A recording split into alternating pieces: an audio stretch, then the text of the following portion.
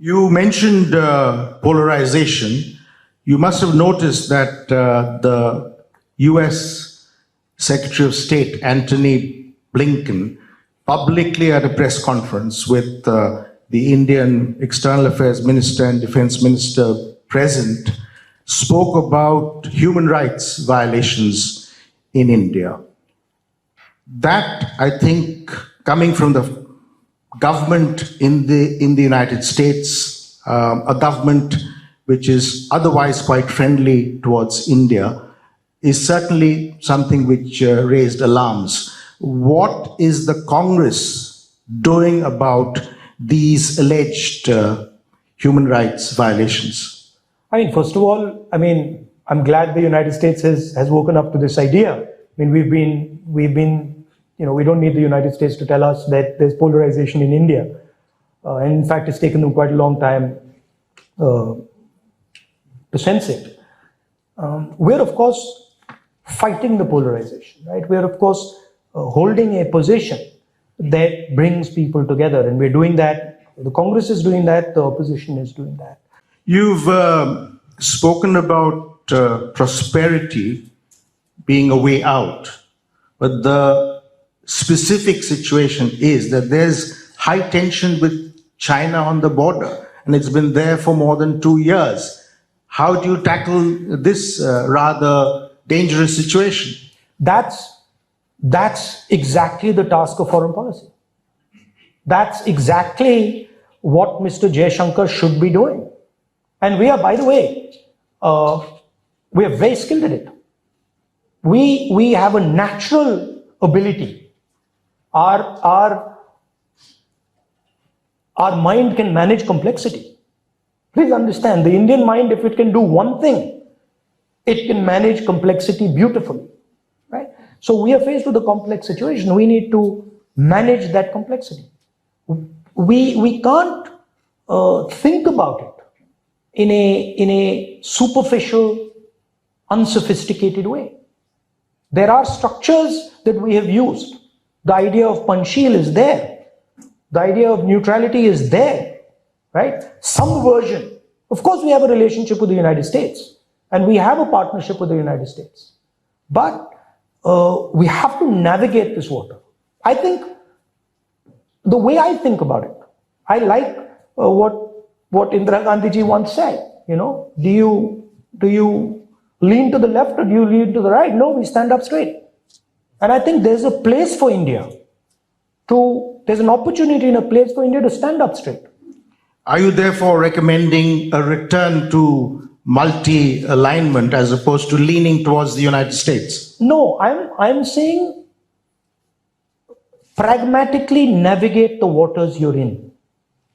Look at the situation and pragmatically taking into account your country, your requirements, your needs, the idea of prosperity, the idea of a conversation, use those fundamentals to navigate a situation that you find in front of you, right? You might find multiple ways to do it, but don't forget about your past and about your capability. There are 3 roles primarily a politician can play in public life. One is an organizational role. The second is a parliamentary role. And the third, for want of a better description, a Gandhian role. That is being at the head of a mass resistance. Which do you think you are best suited to? See, I don't buy the idea of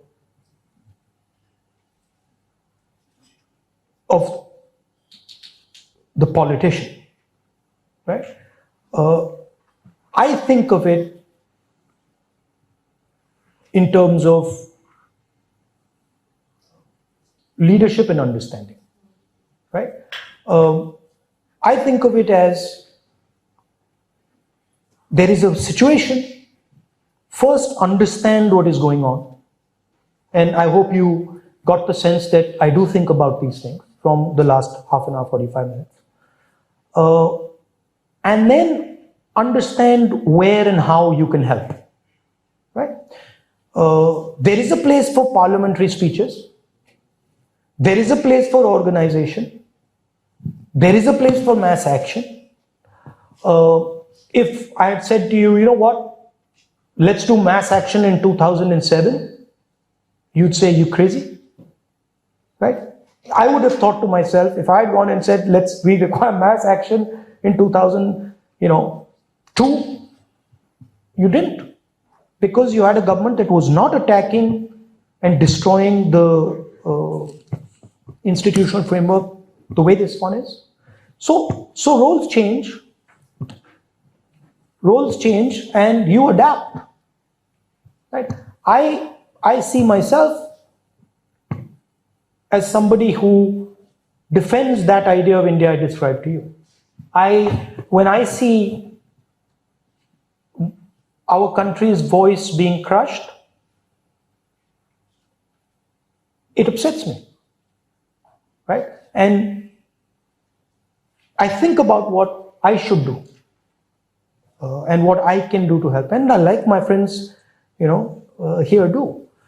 It's a challenging situation, but I think there's a huge opportunity inside this thing. I feel it, right? I feel that from the struggle that is coming, we will get a India that is actually much better than the one we have right now and the one we had even before. I think there's something beautiful that can come out of this. I'm not one of those people who says, now it's all over and stuff like that. I fundamentally believe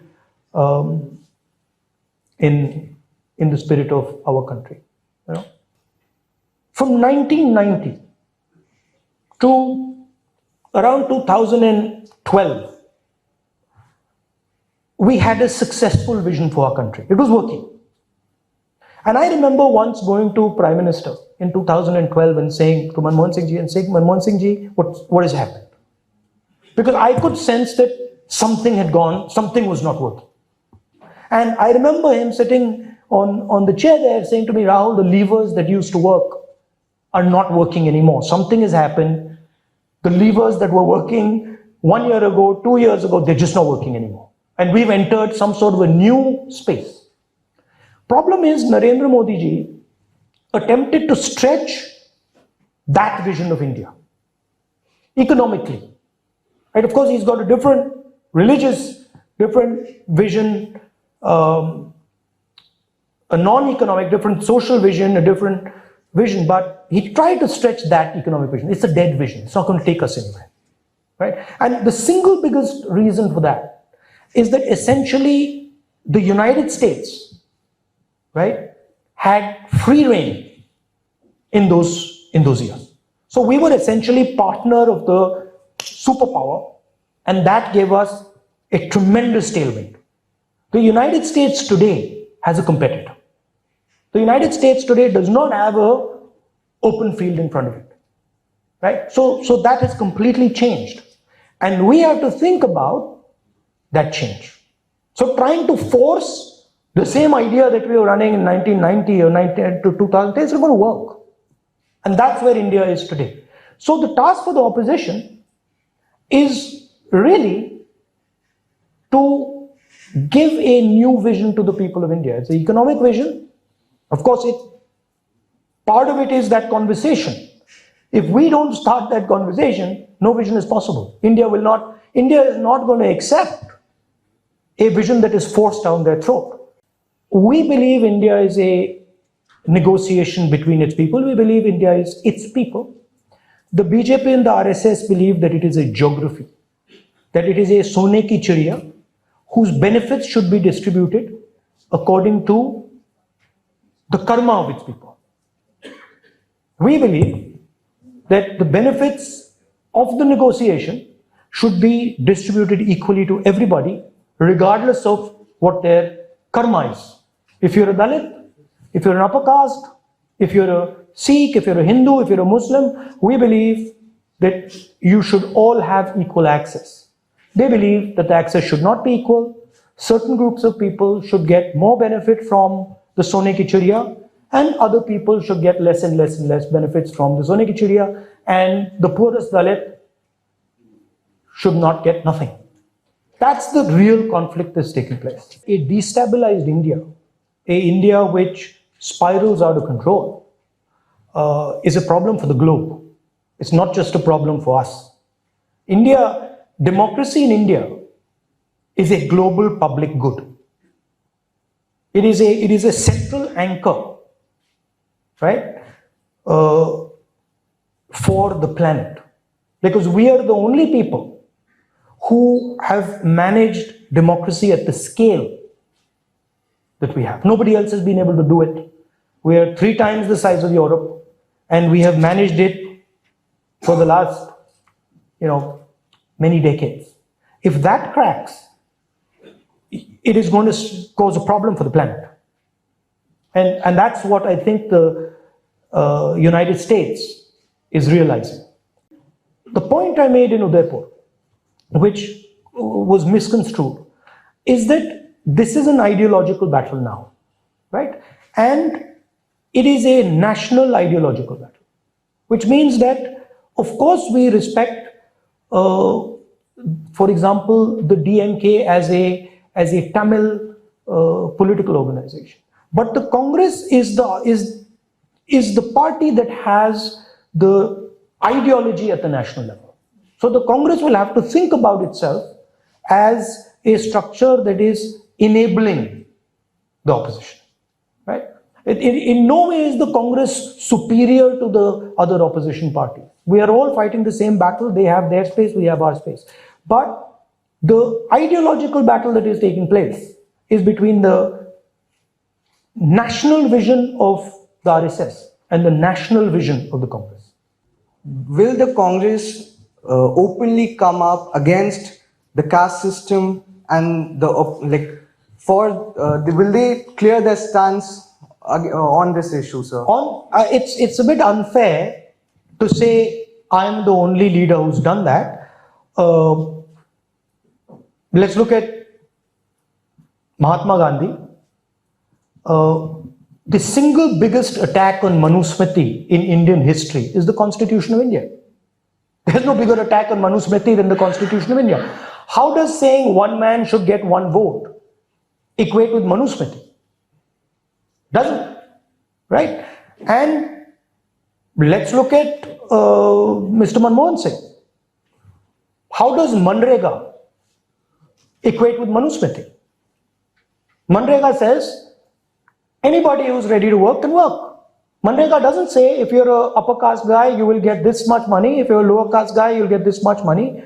How does RTI equate with Manusmriti? It doesn't. So the Congress, through its actions, has been attacking the social system of the country. And it's done it throughout, right? Is the idea of liberalization aligned with Manusmriti? No, it's not. Because according to Manusmriti, only 2-3 people should have everything. They should be sitting on top, right? So the basic design of the Congress and everything the Congress does, and all our workers, that's what they do. That's why the BJP says Congress Mukh Bharat, right? We fundamentally believe that India and every single human being in India should be given the same rights, the same opportunities. We believe that, 1, because it's fair, and 2, because we know that India can only survive if you do that. If you stop doing that, India will fragment. You cannot have a country that is not allowed to speak and then a Prime Minister's office that tells the Prime Minister the truth. You cannot have those two things. The Prime Minister has to have an attitude, I want to listen. And then from there, everything flows down. Our Prime Minister doesn't listen. And because our Prime Minister doesn't listen, no bureaucrat thinks he needs to listen. I live in a country 5,000 miles away from home, and we get sketchy pictures of what's going on. So my first point to you would be, what's the big picture? What's really going on in India at the moment? Some time back, I gave a speech in Parliament where I described India as a union of states. And this is how India is described in our constitution. India is not described as a nation. In our constitution, the line is, India, that is Bharat, is a union of states. And the design that was developed by Mahatma Gandhi, I would say that emerged out of the freedom movement was a negotiation between these states and identities, religions. And so India didn't develop top down. It almost emerged bottom up, right? And all these states, UP, Maharashtra, Assam, Tamil Nadu, they all got together and created a negotiated peace, let us say. From this union of states, which required a conversation, emerged the instruments of that conversation. The Constitution, the idea that one man will have one vote, the election system, the democratic system, the election commission, the IITs, the IIMs, all these institutions emerged from the union that provided the constitution, and from the constitution, these institutions that allow this conversation to take place. Because it is a negotiation, a dynamic negotiation. Emerged modern India. Now what is happening is there is a systematic attack on the institutions that allow the conversation to take place. Right? There is a crushing effect on all these institutions. There's an attack on the constitution. There's an attack on the election system.